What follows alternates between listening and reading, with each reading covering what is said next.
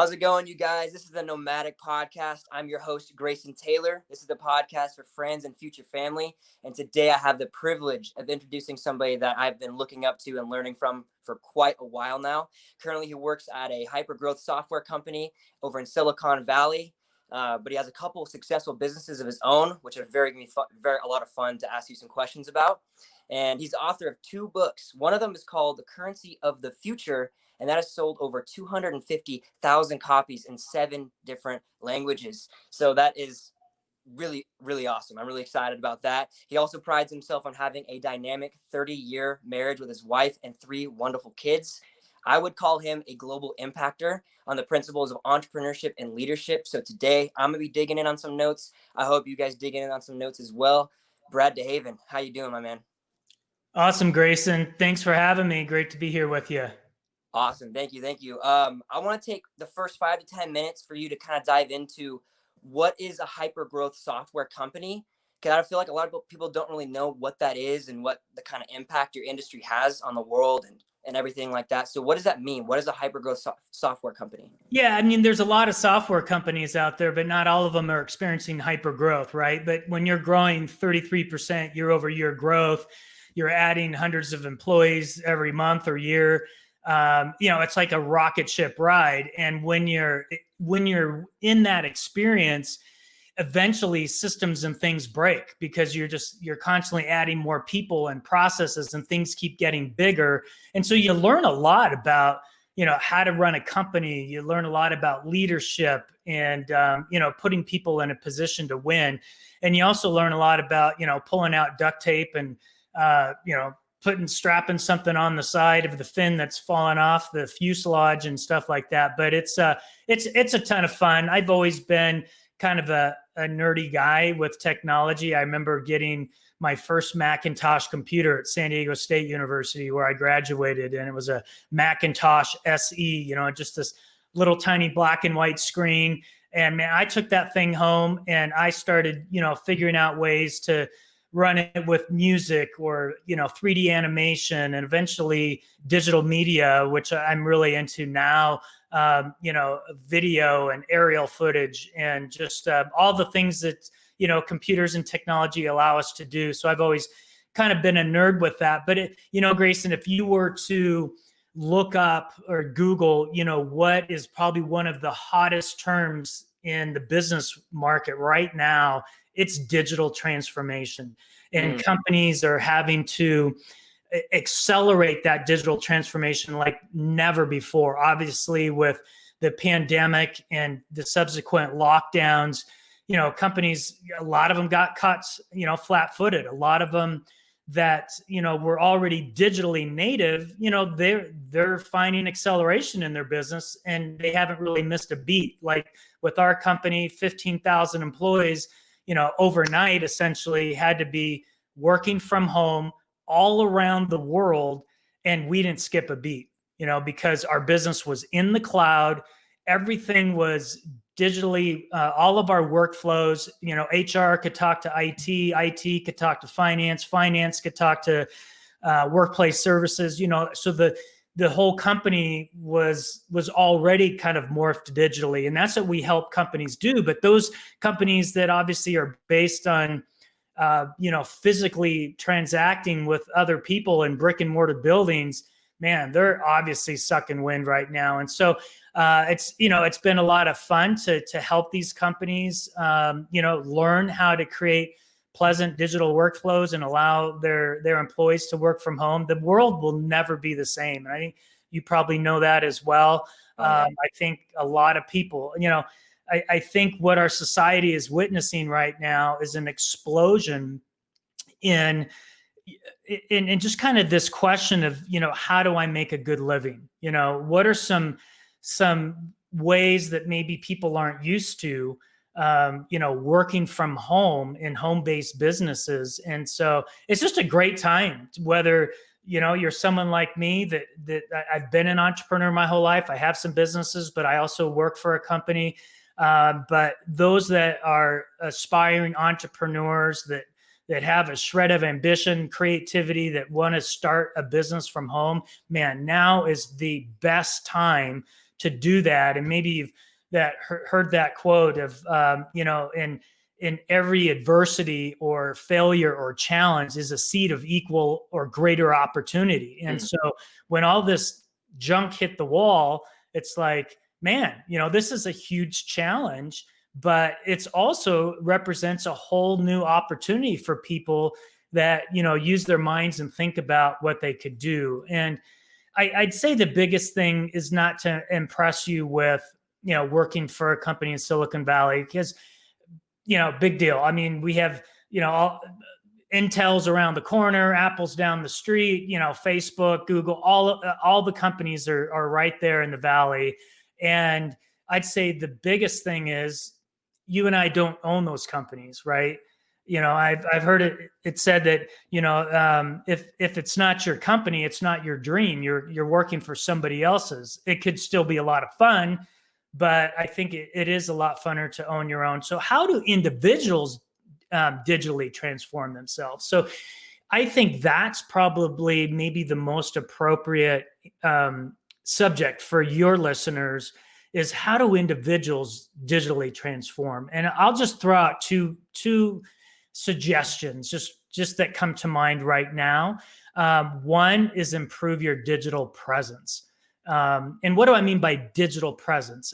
We're all on digital meetings right now, whether it be Zoom, Skype, Microsoft Teams, and we're using a platform right now that's new to me, that you introduced me to. So, but I think, you look at the classic books, How to Win Friends and Influence People, and all these books that have taught us about, looking somebody in the eye, smiling, having, being a good storyteller, using voice inflection, all these things have huge implications, even in digital meetings. Like right now, I could have come on and had, really crappy light. I could have had a camera, sitting on my coffee table, looking up at the ceiling fan up through my nose.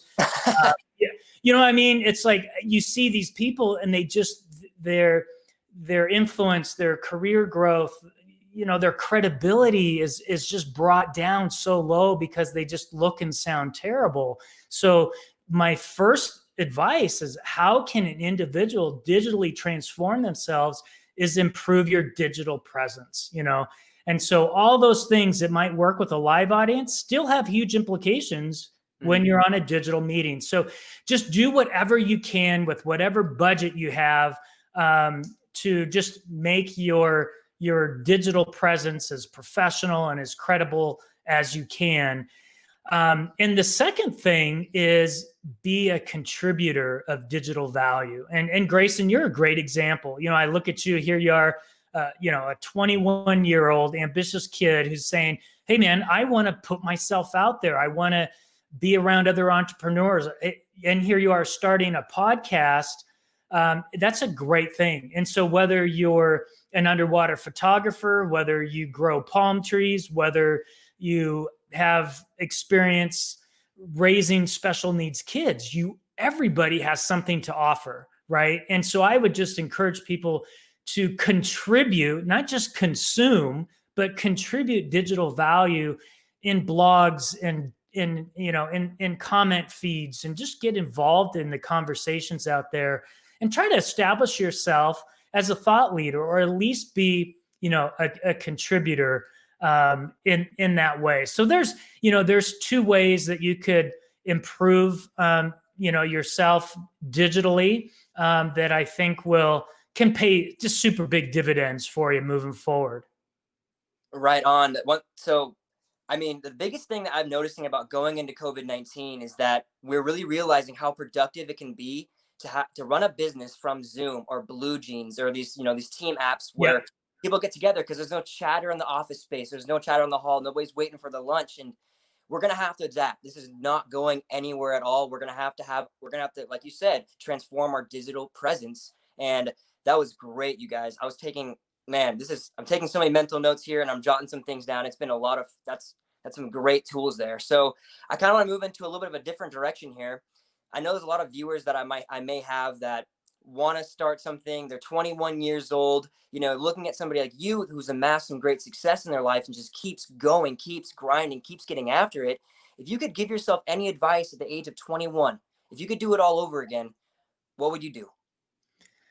Um, well, there's a few things that come to mind. Number one, I'll tell you a quick story. Please. Um, I was married pretty young, and just being in technology, I had some contacts at Apple, and so I got my brand new wife. Here we are, brand new, married, and I, made a few phone calls. I got an interview for her at Apple, which they had a San Diego office at the time, and she started working her way up the ranks at Apple. And of course, a lot of times with companies like that, you get RSUs or restricted stock units. And she became a leader in sales for higher education.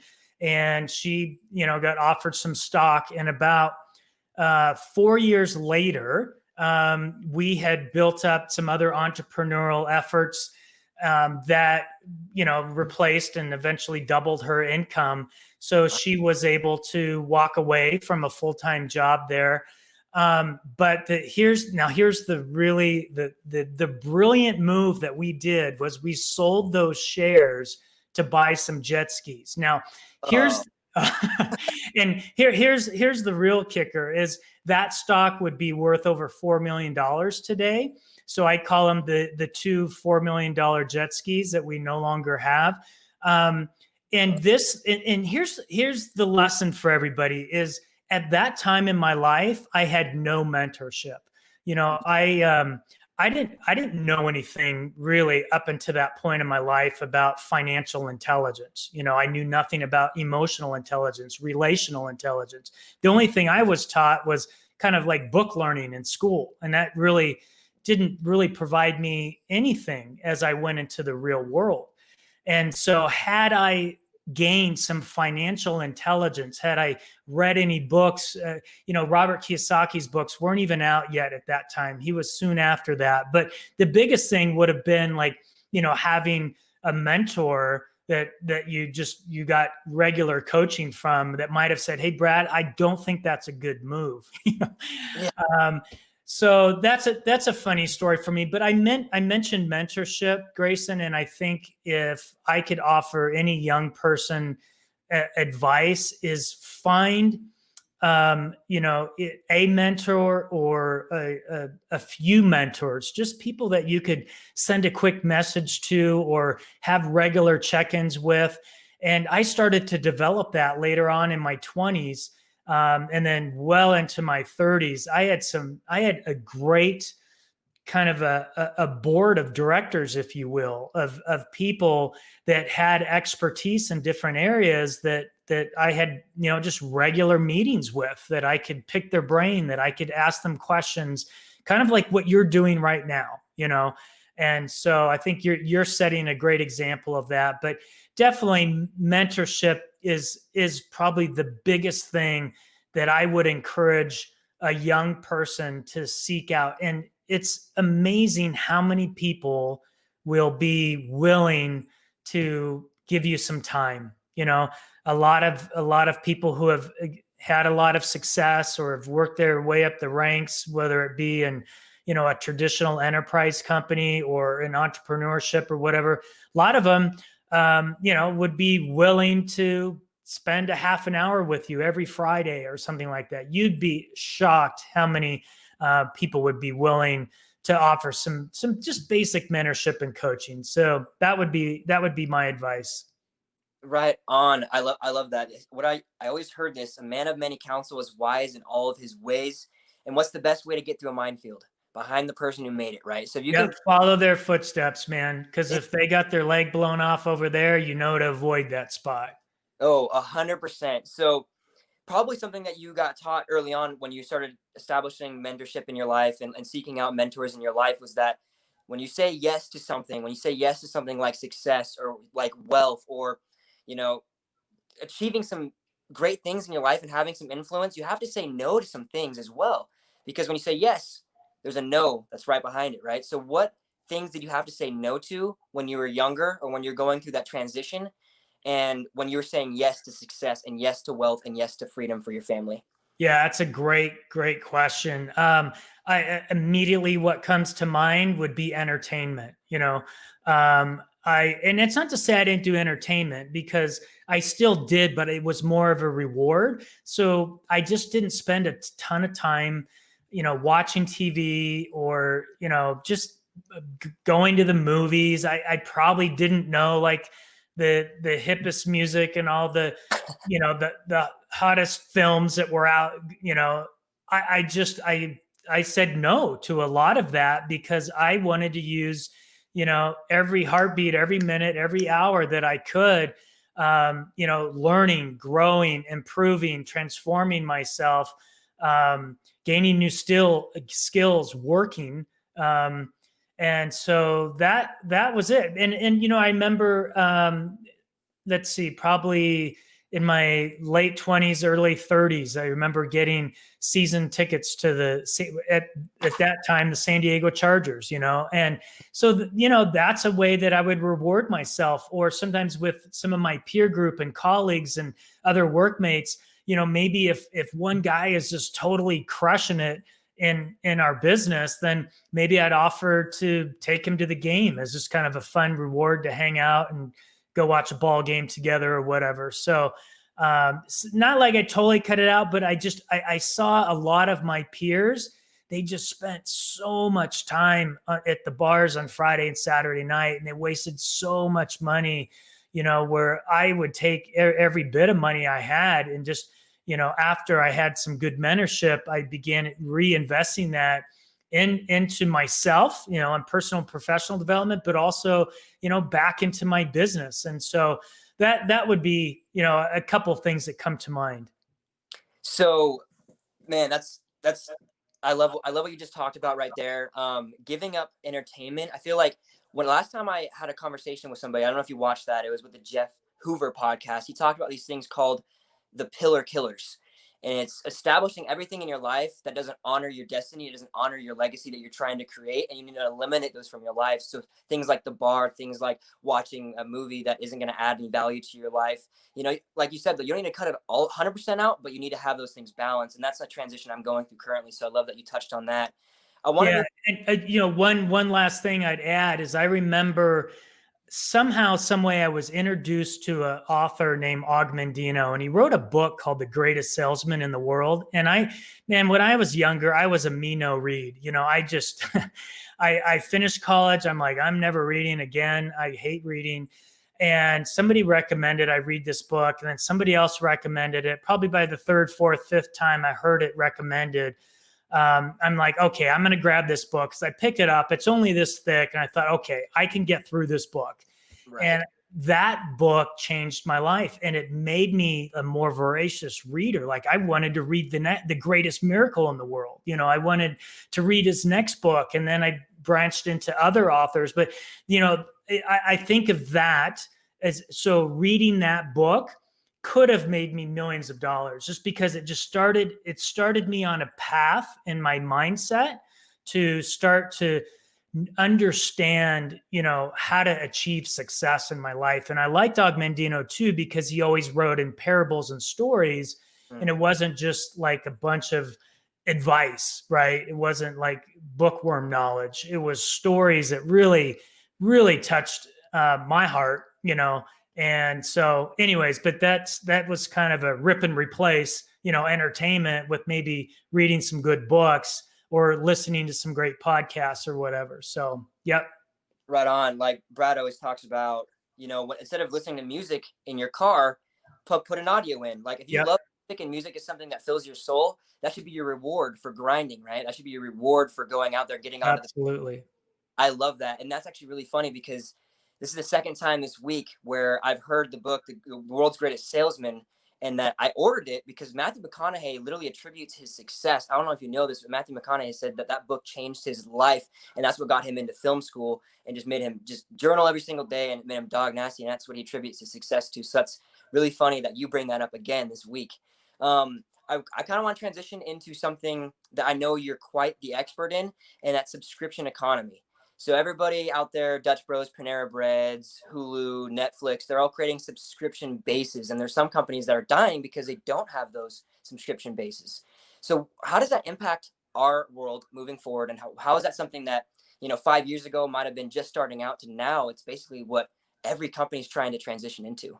Yeah, it is. It truly is like a brilliant, brilliant way to run a business is a subscription based model. And I think one of the biggest advice, the biggest advice I give to people is if you can figure out a way to create an ongoing income where eventually you don't need to be there, it will 99% of the time it'll be some kind of a subscription.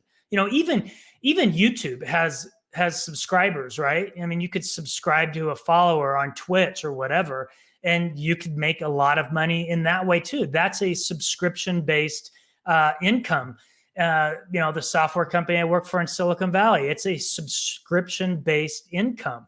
And whether you look at other ways that individuals, just average everyday people, can go out and create extraordinary incomes through direct sales and other things like that, there's usually subscriptions that are offered through those businesses. And so to take advantage of that style of income makes a ton of sense, especially if it can be centered around something that people are going to use regularly. I heard it said, everybody on the planet is going to eat, dress, wash, wear, drink, spit, flush, pour in the next 30 days or explode. Right. And so if you could find a subscription-based income on something that people are going to use regularly, whether it's, technology-based or just, food and snacks or whatever, it's a brilliant way to earn an income.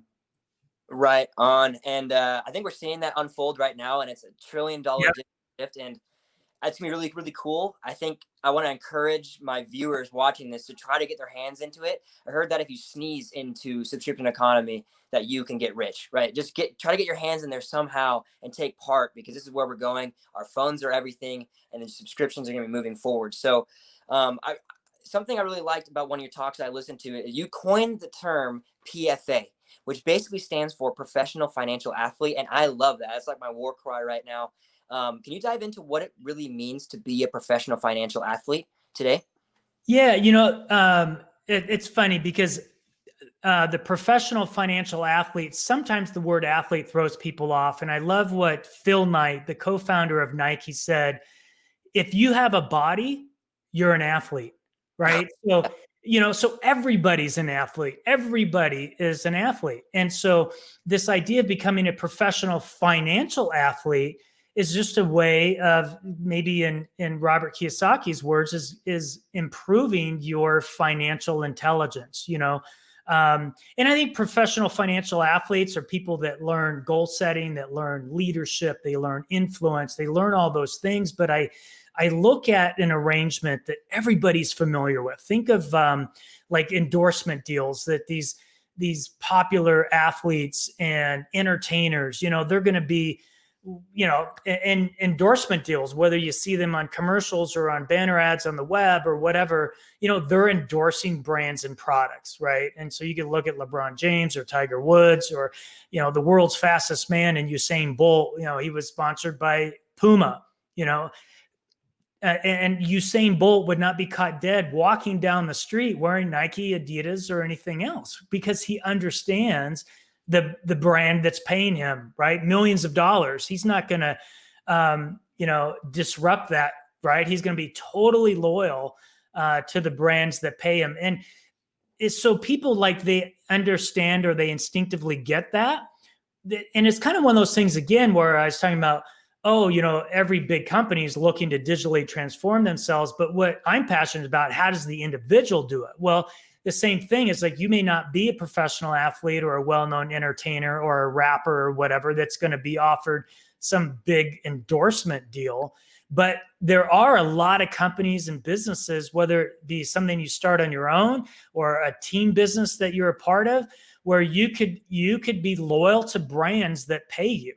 And, I've seen that in my own life. And so, be loyal to brands that that pay you. And that's probably one of the first mindset shifts that I had to make in understanding business is like, dang, I'm gonna shop from stores and brands and products that pay me, right, rather than taking my consumer dollars somewhere else. I mean, that just kind of makes sense, right? I mean, if somebody was gonna say, hey, if you go to Albertsons and you bring 3 people with you, but your cart's free, right? That would make sense on why I would do that. If somebody's going to pay me, the ultimate thing that's king is cash, right? So that makes a Yeah. lot, and I love that. I want to wrap up and give you some time to really dive into this last question. It's something I like to ask all of my guests, and I've been getting some pretty cool answers out of it. So if I were to ask Brad Dehaven what your message is for the world today, or what your legacy is moving forward, and what you want that your indelible footprint to be when you're gone, what is that? Dang. I, I've heard it said that there's 4 types of people: adders, subtractors, multipliers, and dividers. And I've always, strived to be an adder and a multiplier. And I think that's probably the biggest thing that I think, those that are around me, my family, my friends, coworkers, business partners, those that I've been around or been on boards or steering committees, I think people would say, you know what, Brad is an adder. Brad is a multiplier. And an adder, just, think about, I think about, a 30-year marriage that we're still happy. We've raised a successful family. How do you do that? Well, I think you're an adder, you're dropping a little sunlight in somebody's life every day. I ask, not only do I compliment my spouse every day, but I probably ask her every day, hey, is there anything I could do for you today? What do you need help with, or whatever? And those are just forms of just adding a little sunlight in people's day, because you know what? A lot of people are sucking wind at a whole new level and we don't know it, right? But just adding a little value, a little compliment, a little sunshine, just to brighten up somebody's day. It's a great way to be an adder. And then, of course, a multiplier is where you're teaching teachers to teach teachers to teach. I mean, where you're able to somehow replicate yourself, your influence, your mentorship into other people, and really kind of breathe into them hope and life and ideas and creativity, and probably more than anything, just belief. I think all of us want somebody that believes in us. Somebody looks Grayson in the eye and says, buddy, you can do this. I believe in you. And that's huge. And so I think that's a way that you can begin to multiply yourself, and in business and life and success, and doing that. And so, that's what I hope that I'm known for, is being an adder, being a multiplier. I just do not want to be known as a subtractor or a divider. I've been around those people. And frankly, I try, when you ask, what do you say no to? Sometimes you say no to the subtractors in your life or the dividers in your life. You think about people that just waste time and gossip and they're just dividers. It's like I had to say no to those people and say yes to the multipliers and adders in my life. And so that was huge, and, I've heard it said sometimes your only form of transportation is a leap of faith. And as a young man getting started in business, like I didn't have anybody who believed in me. I was just always self-doubting. I was so shy. I like public speaking or anything like that. I was terrified. But the more I read, the more I, associated with other adders and multipliers, it starts changing your DNA, and you start believing in yourself. You start pulling your shoulders back. You start believing, you know what, I'm a walking, talking good deal.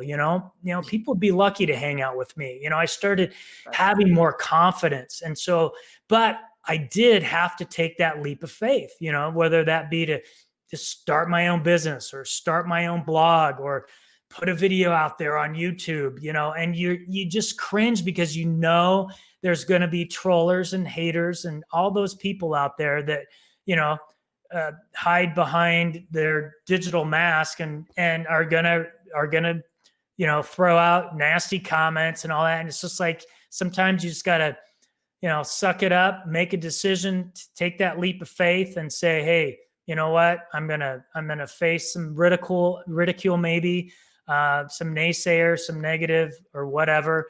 But my dream's worth it. I believe I can do this, and take a leap of faith, man. Well, geez. I know for a fact my call to action for the week and all the viewers is to take that leap of faith that you've always been wanting to take. Maybe you talk yourself out of it. Maybe you get inside your head and you think that you can't achieve it. Take that leap of faith. Do something different. Chase discomfort and get comfortable with the discomfort in your life and the things that you want to achieve. So, Brad, Totally. thank you so much, man. This has been so much fun. I'm going to watch this over and over and over again. You've added a lot of value to my life, and I've seen thousands and thousands of people that you've added value to already. So I am super, super thankful that you could be on here. Thank you again. Once again, this is the Nomadic Podcast. I am your host, Grayson Taylor, and this is the guest, Brad Dehaven. Thank you so much, brother. You got it. Super proud of you, Grayson. Keep up the good work, man. Thank you so much. Catch you later.